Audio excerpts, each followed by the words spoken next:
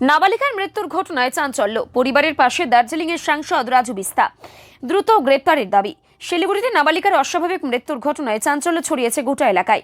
দোষীদের দ্রুত গ্রেপ্তার ও কঠোর শাস্তির দাবিতে সরব হয়েছেন দার্জিলিংয়ের বিজেপি সাংসদ রাজু বিস্তা।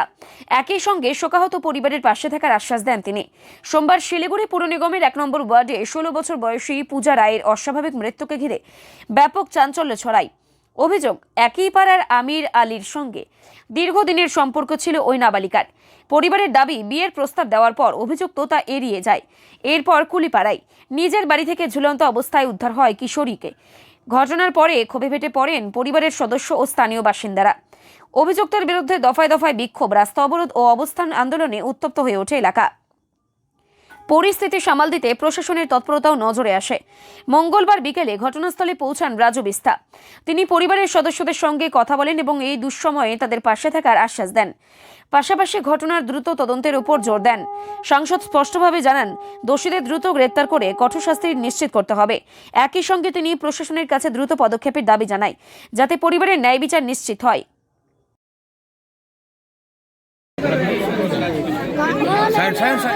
मेरा ससुर जी है, इनका ससुर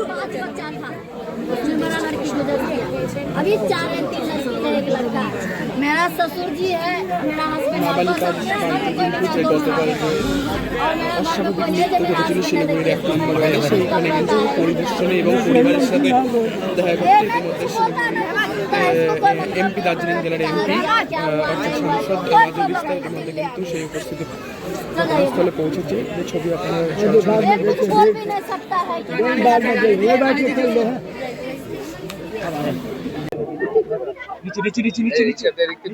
नीचे करिए। पुलिस वाले आए तो मुझे बताना। लोग से भी बातचीत की आपने? देखिए, कल जो घटना सिलीगुड़ी में घटी दिल को दहला देती है और सिलीगुड़ी शहर को शर्मसार करती है। और एक माँ ने एक नाबालिग बेटी को खोया है और उस बेटी की हत्या हुई है। और आमिर अली नामक का अपराधी, जो इससे पहले भी अपराध कर चुका है, उसका सब कुछ रिकॉर्ड पुलिस और प्रशासन के पास है। उसके बावजूद भी उस अपराधी ने कल सिलीगुड़ी की एक बेटी की हत्या की है और सिलीगुड़ी को शर्मसार किया है। और परिवार को इस समय जो बीत रही है उसकी मात्र हम कल्पना कर सकते हैं। और बीते कुछ सालों के अंदर में, हाल के दिनों में, ये सिलीगुड़ी की पहली घटना नहीं है। इससे साफ पता चलता है पश्चिम बंगाल की सरकार, यहाँ का प्रशासन, यहाँ का पुलिस अपराधियों को शरण देता है। और जो अपराधी होता है, जो हत्यारा होता है, जो गुनहगार होता है, उसको प्रोत्साहन मिलता है। लेकिन अगर ये नहीं होता, किसी के माई के लाल में इतना दम नहीं है कि बीच सड़क के अंदर में जो है सिलीगुड़ी जैसे शहर में एक हिंदू बेटी के साथ अपराध होना और उसको हत्या करना, ये हिंदुस्तान में किसी के पास इतना दम नहीं है। और ये सिर्फ इसलिए होता है कि अपराधियों को पश्चिम बंगाल में राजनीतिक शरण मिलता है। और खुलेआम मुख्यमंत्री, जो एक महिला होते हुए भी वो एक विशेष धर्म का पक्ष लेते हुए हिंदुओं को धमकाने का काम करती है, हिंदुओं को 12 बजाने का बात करती है। और इन्हीं सब कारणों की वजह से आज पश्चिम बंगाल में अपराधी फूले और फल रहे हैं। लेकिन सिलीगुड़ी की जनता, दार्जिलिंग की जनता इतनी कमजोर भी नहीं है। मेरा स्पष्ट कहना है, यहाँ की पुलिस और प्रशासन, ये आपकी जिम्मेदारी है। और आपके पुलिस और प्रशासन के रहते हुए 16 साल की एक बेटी की हत्या होती है, उसके साथ दुष्कर्म होता है। ये जवाबदेही पुलिस की और प्रशासन की है। अगर पुलिस और प्रशासन जनता को सुरक्षा नहीं दे सकता, बेटियों को सुरक्षा नहीं दे सकता, तो वो पुलिस और प्रशासन किसी काम का नहीं है। मेरा स्पष्ट आग्रह है पुलिस से, प्रशासन से तत्काल जो अपराधी है, जो गुनहगार है, जिसने ये अपराध किया है, उसको पकड़ करके फास्ट ट्रैक के माध्यम से जल्द उसको फांसी होनी चाहिए, क्योंकि जो अपराध उसने किया है, बार बार किया है, फांसी से कम सिलीगुड़ी की जनता कुछ भी स्वीकार नहीं करेगी। और ये पुलिस और प्रशासन जिस तरह से अपराधियों को बढ़ावा दे रही है, हम सिर्फ बांग्लादेश के बारे में सुनते थे, लेकिन आज बांग्लादेश वाली घटनाएं सिलीगुड़ी में घट रही है हमारी आंखों के सामने। हमारी बहन और बेटियां यहाँ सुरक्षित नहीं है। ये सरकार की जवाबदेही बनती है, पुलिस और प्रशासन की जवाबदेही बनती है।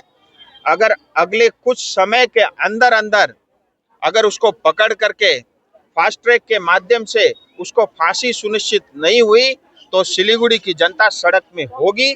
इसकी जिम्मेदारी मुख्यमंत्री ममता बनर्जी की होगी और यहाँ की पुलिस की होगी। ये मैं दो टूक स्पष्ट शब्द में कहना चाहता हूँ। बेटी को लेकर के मैं किसी तरह की राजनीति नहीं करना चाहता, लेकिन एक सांसद होने के नाते मैं मुंह बंद करके चुप भी नहीं रह सकता। ये हमारी जिम्मेदारी बनती है। आज इस बेटी के साथ घटना घटी है, इससे पहले इसी आमिर अली अपराधी ने 3 बेटियों के साथ इसी तरह के दुष्कर्म किए हैं। अगर पहली घटना में उसको फांसी होती तो आज हमारे 3 बेटियां जिंदा होती, लेकिन वो काम नहीं हुआ। मैं अब फिर कहता हूं, तत्काल उसके ऊपर कार्रवाई हो और पुलिस और प्रशासन के पास ऐसी टेक्नोलॉजी तंत्र होते हैं, अगर वो चाहे तो उस अपराधी को जल्द से जल्द पकड़ सकते हैं। मैं पुलिस से ये अनुरोध करूंगा, पब्लिक कानून अपने हाथ में नहीं लेगी, ये आपकी जिम्मेदारी है और आप हमें कानून को हाथ में लेने के लिए मजबूर मत करना। ये मेरा पुलिस और यहाँ की प्रशासन से निवेदन है। आपसे क्या सीपी के आईसी से भी बात हुई और मैं पुलिस प्रशासन के टच में भी हूँ। बहुत दुर्भाग्यपूर्ण घटना है और इस घटना से परिवार ने तो अपनी बेटी को खोया ही है, सिलीगुड़ी को भी शर्मसार करता है और इस तरह की घटना सिलीगुड़ी की जनता बर्दाश्त नहीं करेगी। और स्वयं मुख्यमंत्री ममता बनर्जी आज नॉर्थ बंगाल में है, वो एक महिला है और ये उनकी जवाबदेही बनती है, उनकी सरकार की। आपकी सरकार के रहते हुए अपराध जो है पश्चिम बंगाल में चरम पे है, उसका एकमात्र कारण है कि आपकी सरकार अपराधियों को शरण देती है। सर, जनता पूछना चाह रही है, ये पहली घटना तो नहीं है। इसीलिए मैं कहता हूँ, ये घटना जब पहली बार घटी, अगर उसको फांसी होती तो आज ये चौथी घटना नहीं घटती। ये पुलिस और प्रशासन की जिम्मेदारी बनती है। अगर पुलिस और प्रशासन निकम्मे हैं, वो अपराध को नहीं रोक सकते, तो पुलिस का डंडा फिर जनता के हाथ में होगा, फिर जनता न्याय करेगी। आम जनता पीस रही है ना सर, ये जो तकलीफ है, इसीलिए मैं बोलता हूँ, ये सरकार की जिम्मेदारी है। हम नहीं चाहते कानून को अपने हाथ में लेना, लेकिन इस तरह से अगर पुलिस प्रशासन लाचार होगा, फिर जनता मजबूर होगी कानून को और डंडे को अपने हाथ में लेने के लिए।